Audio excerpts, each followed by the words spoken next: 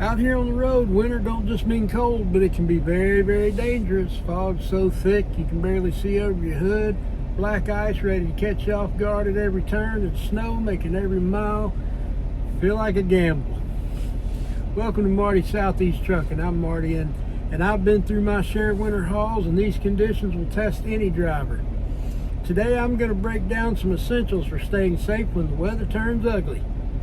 So I'm also going to tell you a story about when I had to make the call of either shutting it down or rolling on, and I chose to shut her down, and I'll tell you why.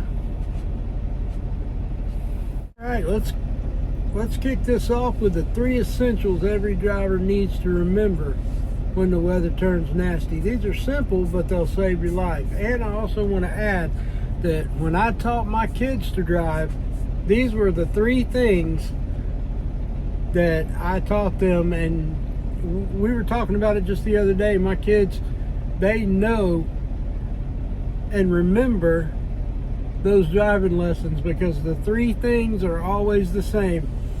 It's simple, and you're taught this in driving school, and it's pretty much common sense, but it's something that needs to be in the back of your mind, especially when you're driving in really, really bad weather. The first one's obvious, but it's the hardest for most people to do, and that's just slow down. Winter roads aren't forgiving. You will slip and slide all over the place. Speed is your enemy. I don't care if you're late. I don't care if the load's late or they're calling you, wanting to know where you're at. None of that matters as long as you make it there safely. Number 2 is brake sooner than you normally would. As you're approaching a stop and a red light, stop sign, or cars, traffic in front of you, brake sooner than you normally would. Now I know I've seen a lot of you go right up on somebody before you start applying the brakes. But if you apply those brakes sooner, that gives you enough time in case you do slide and enough space to where you can recover from it. If you wait until the last second, you're sliding. You're going to slide because you have to apply the brakes harder. So you can softly apply the brakes to slow yourself down, or even gear it down if you have a manual. The third one is increase your following distance. Don't run up on somebody's bumper. Not in bad weather or any other time for that matter. Allow enough space. Give you some cushion to react to whatever's going on in front of you, because that car up there might be making abrupt steering decisions that might affect the traction. So if the guy in front of you hits his brakes, you need that cushion to react.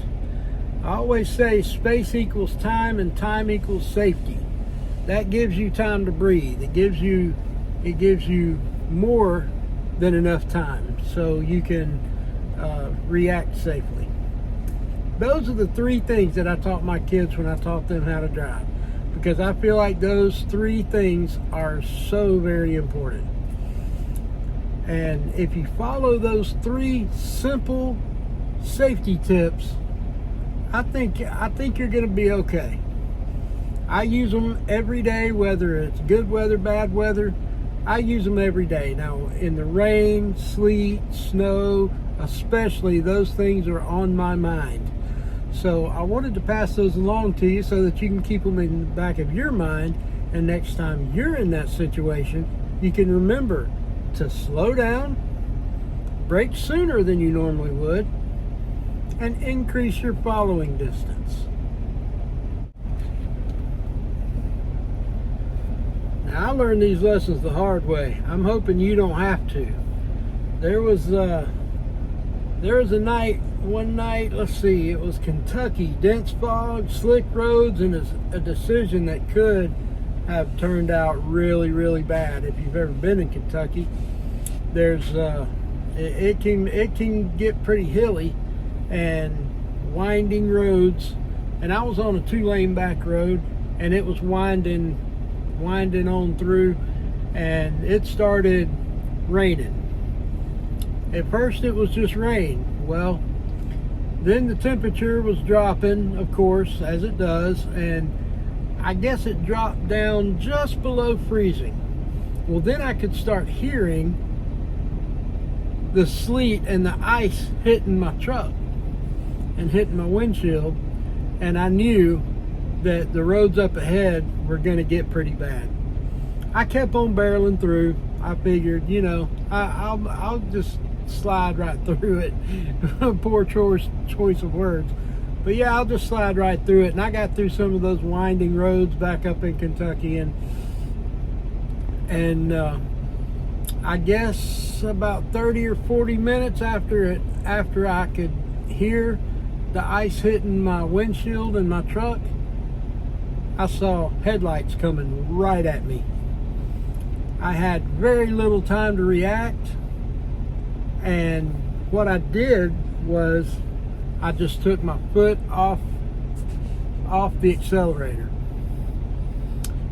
and I didn't hit the brakes. I was too afraid that if I did hit the brakes, I would have slid. Now, thinking back on it now, I have no way of knowing if I would have slid or not, but I was too afraid that I would, so I didn't hit the brakes. A corner came up, and I just hugged that outside white line.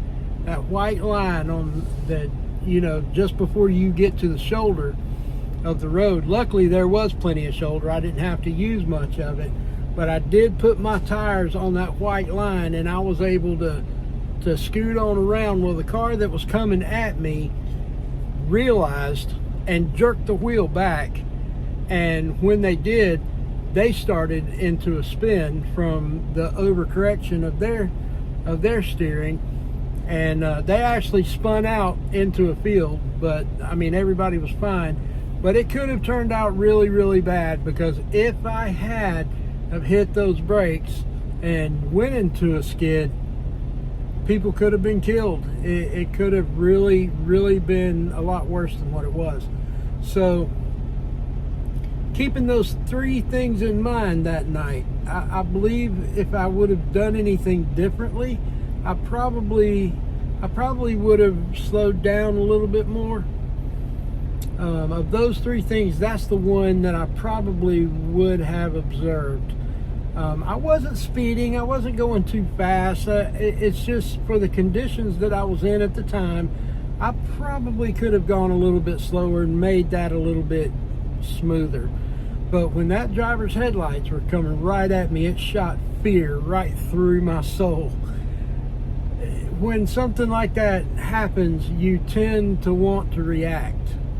And there are times when you just have to hold back. Looking back on it now, I'm glad I didn't react the way that I wanted to, because my first reaction, and just about everybody's first reaction when a situation like that arises, is to stomp on the brakes. I've seen it time and time again, but that's not always the best move. Sometimes that'll work out in your favor, and other times it won't.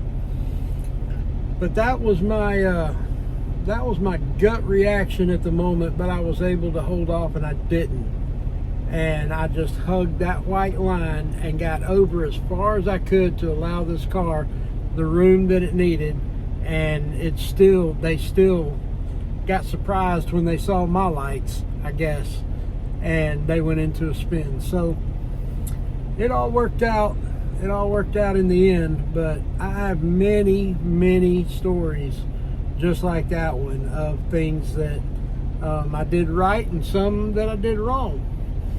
And the one I was talking about at the beginning of this video was, I was rolling through Indiana, and it was really, really cold, and it had started raining probably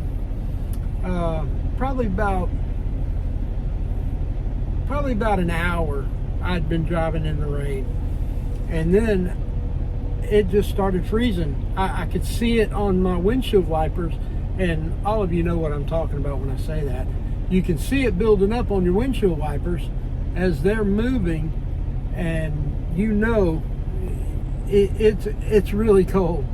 So with that in mind, I was going down the road, and it just started, this rain turned into snow, and it got thicker and thicker, and it was like a blizzard. And I'm just going, I can't see very far. I don't have a good visual distance. So I did slow down a lot. I believe I even put on my 4-way flashers, and I just creeped along for a little while, and it just seemed like it just kept getting worse. The snowflakes kept getting bigger. The lines on the road have completely disappeared at this point, and it was just snowing harder and harder and harder. And it seemed like the farther into Indiana I went, the worse it got. So I was left with a decision. Okay, do I need to continue this? I'm already borderline gonna make it. If I stop, there's no way I'm gonna make it on time. So what do I need to do?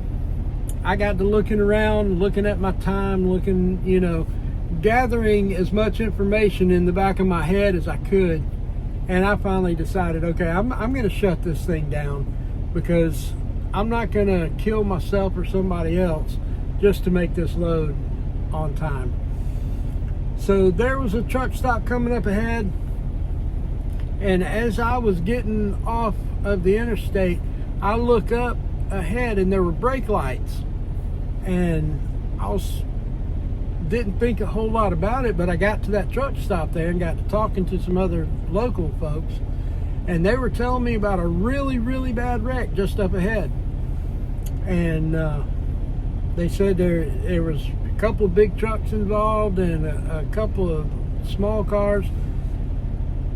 So I had already made the decision to stop for the night, but if I hadn't have, I could have been up there and sitting in traffic for who knows how long. Or if I hadn't slowed down way back there, I could have been mixed up in that mess. So I decided to shut it down, and I'm glad that I did. Now, like I said, it maybe could have been me. So you just don't know when things like that are going to happen. And when the weather gets like it was that night, the best thing to do is to go ahead and shut it down. Don't be a super trucker, asshole, and try to plow through a blizzard. It's just stupid. No load's worth that. You're not making that much money. You're not a doctor or a lawyer making, $1 million a year. Slow it down. Just make the right call, make the right decision, and the life you save may be your own. And you've heard those in commercials, I'm sure. But it's true. The life you save might be yours. So I'm glad that I chose to shut it down that night. But yeah, that's just one of my many stories of the couple million miles I've got under my belt. But anyway, guys, thank you so much for watching. So there you have it. 3 simple rules to help you stay safe out there. Slow down, brake sooner, give yourself a little more space, increase your following distance. Just remember, these tips, they could save your life. So stay safe out there, keep the wheels turning, and I'll catch up with you in the next one.